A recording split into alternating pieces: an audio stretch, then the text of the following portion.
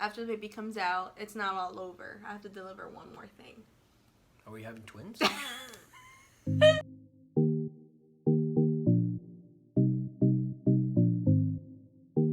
Hey everyone, I hope everyone is doing okay. We're doing a midweek video today because last week's video, or I guess this week's video, earlier this week, Mela said a couple of things that I just had no idea what they meant. And I think I'm not the only one. So we wanted to create a video for two reasons. One, for amusement, because it's probably going to be funny because I have no idea what the terms she's going to tell me are about. And number two, well, maybe you don't know and maybe you want to know what they mean. And Mela's going to tell you what they mean. Well, you never know. Maybe you do know a couple things. Yeah. Actually, she told me a couple of words yesterday, or no, a couple of things. She was asking me a couple of things yesterday, last night. And I actually knew. You put some, I mean. Who knows? And if you didn't know, I kind of like gave you a hint, which I will in this video too. And you got to it, so good job. Yeah, so maybe I am smart. Are you ready? I'm ready. You sure? I'm sure. For all the dads out there, are you number one? I am number one. The very first thing, what is, okay, this is like beginning of pregnancy. I don't know if that was a hint or not. But what does BFN or BFP stand for? BFN? Yep. Or BFP. Big fat nose.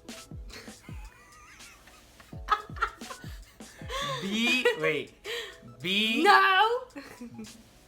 Before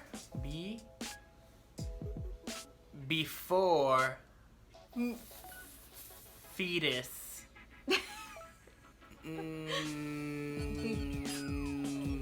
I don't know. Fetus. Before fetus. Nacer. Which means born in Spanish. That's a very good. What about the BFP? BFP? Yeah, you did the BFN. What's the BFP? Before fetus pregnancy. I don't know. Okay, so let me give you a couple hints. You had a big fat nose. Keep going with that, but not the nose. Big fat. And then the way you find out you're pregnant, you can either get a BFN or a BFP.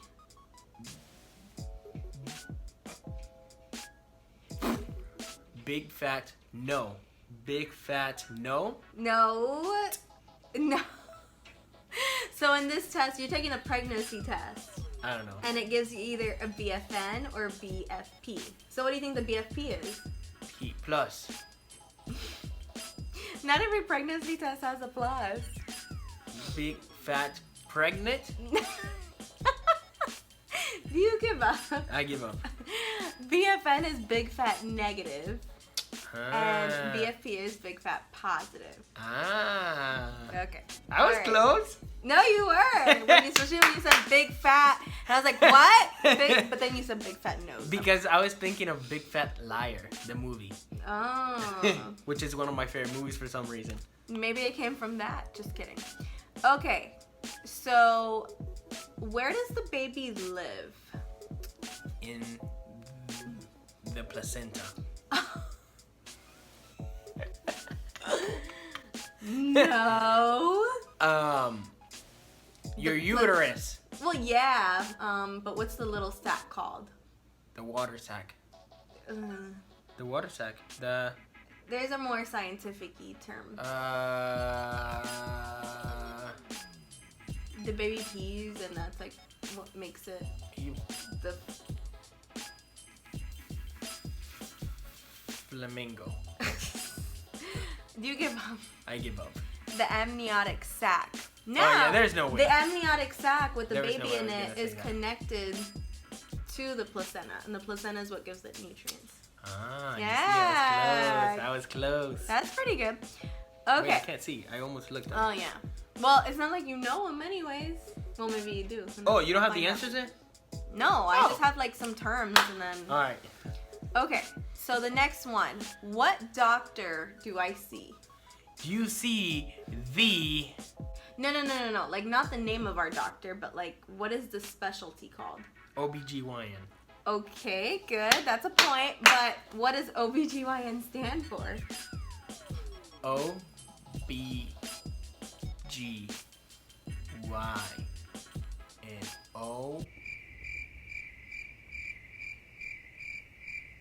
I don't know.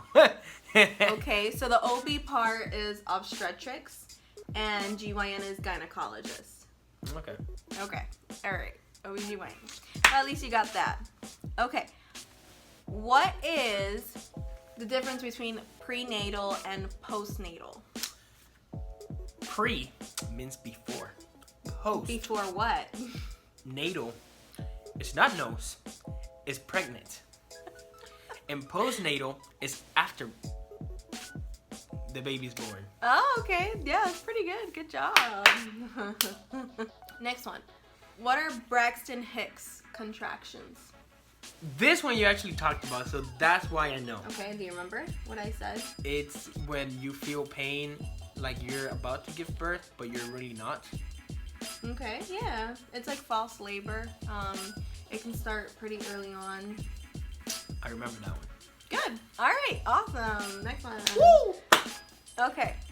What is an epidural? It's the supposedly a big needle that is put in the back for you not to feel pain. Oh, okay. And then you can't walk.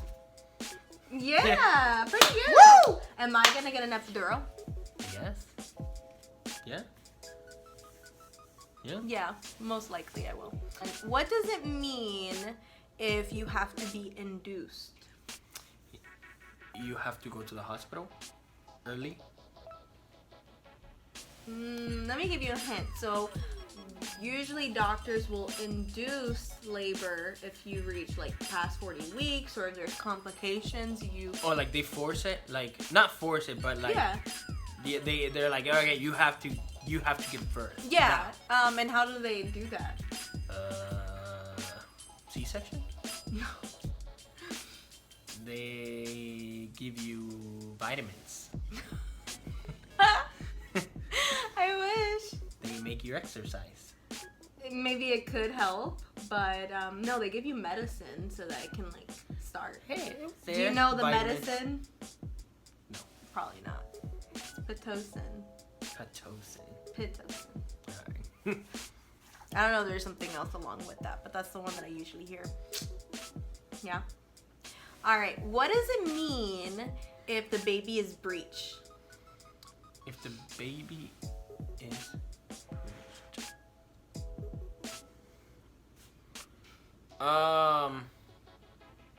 He is breached. I have no clue. The bridge connects 2 points. Okay.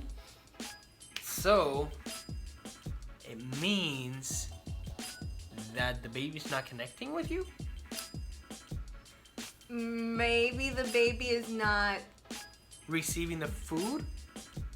No. Like the nutrients? I don't know.